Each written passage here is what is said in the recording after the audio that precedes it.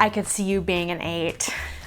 I'll pray for you. Stacy, are you building that deck for me? Do you got the deck ready? I'm cranky because the moon is in retrograde. Guys, I'm not antisocial or depressed. I'm an introvert. What does your favorite personality typing system say about you? I'm Abby, and on this channel, we dive deep into our personalities so we can better understand ourselves and the world around us. I put out new videos every Thursday, so subscribe if you haven't already. Just a note before y'all jump to the comments, I will be using stereotypes for each of these personality typing systems, but I am also going to try my best to explain the value that each of them can add to your life. That said, let's see what it says about you if you're into the Enneagram. My pastor had the whole serve team take the Enneagram test, and we are obsessed. What are you? An 8? I could see you being an 8.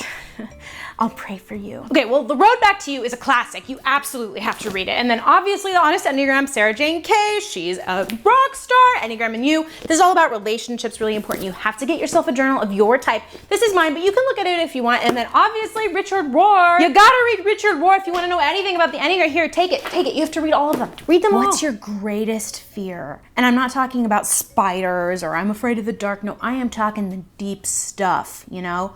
Being deprived, not being loved, not being worthy. Fear itself, you know? Go, tell me. If you love the Enneagram, you are a self-growth enthusiast who invests in your faith and spirituality. The difference between the Enneagram and other personality typing systems is it focuses on why you do the things that you do. So instead of focusing on behavioral outcomes, the Enneagram asks, what caused this behavior? What core fears, weaknesses, desires, and longings contributed to this behavior? So if you connect with the Enneagram, I bet you're the kind of person who really wants to know the why behind the actions of you and the other people in your life. The Enneagram is a fluid system which allows for a lot of movement within each type. When you discover your subtypes, wings, stress, and growth paths, you uncover a fluid picture of what it means to be you. Because our personalities are not set in stone. They ebb and flow depending on our mental health, our current circumstances, and our maturity. If the Enneagram is your preferred typing system, you enjoy understanding motivations and looking into the feelings and emotions of what makes us who we are. You are also probably deeply religious or someone who is very interested in their spirituality. Now let's talk about the kinds of people who are into Myers-Briggs. Are you an SI? SE? FI? TE? I'm an INTP.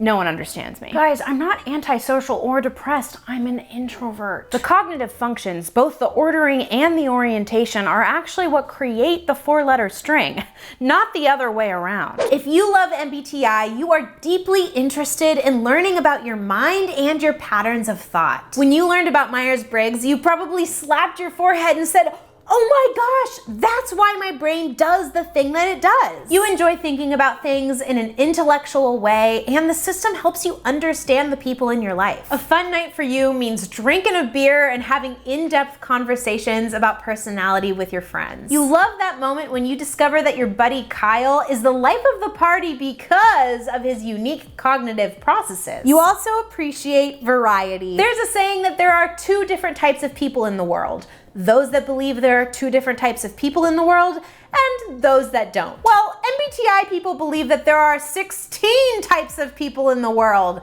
That's a lot of variety. You use Myers-Briggs for 2 things: entertainment and self-discovery. For entertainment, you definitely love a good MBTI meme or a Frank James video. And for self-discovery, you use the 16 personalities to understand your behavioral traits in a deeper way. Now let's take a look at people who love the Zodiac. I'm cranky because the moon is in retrograde.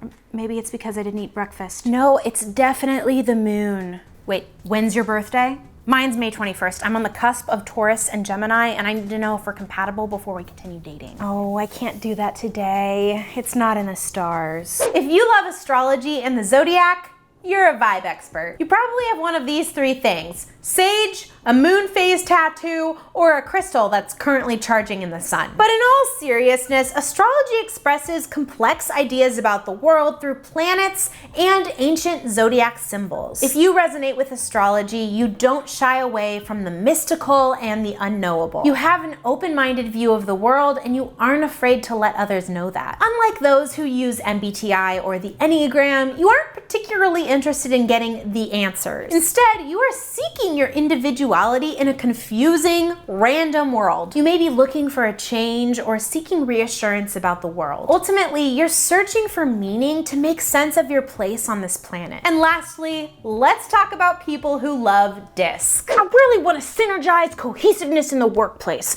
Our daily stand-ups need to be about teamwork and community. Stacy, are you building that deck for me? Do you got the deck ready? How's the deck coming? The deck, you know, the deck. Have a great day, you guys. See you on Slack. If you love DISC, you are a career-driven individual who thrives in the workplace. You don't want to rock the boat with crazy out-there personality tests. You want a neutral typing system that is designed to get people into a cohesive environment. You value recognizing the differences in your teammates in order to achieve better results. And that's another thing. It's all about results. Yeah, the journey is great, but let's get to the finish line. You also want to invest in things that are extensively researched and time-tested. This way, you're not wasting your time. Time is precious. Time is money. You want to live your life to the absolute fullest. You want to provide for your family and achieve your goals to the fullest extent. Big shout out to the Patreon BFFs and kindred spirits who made this video possible. If you want to join the community, I'll leave the link down below. Thank you so much for watching, and I will see you in the next video.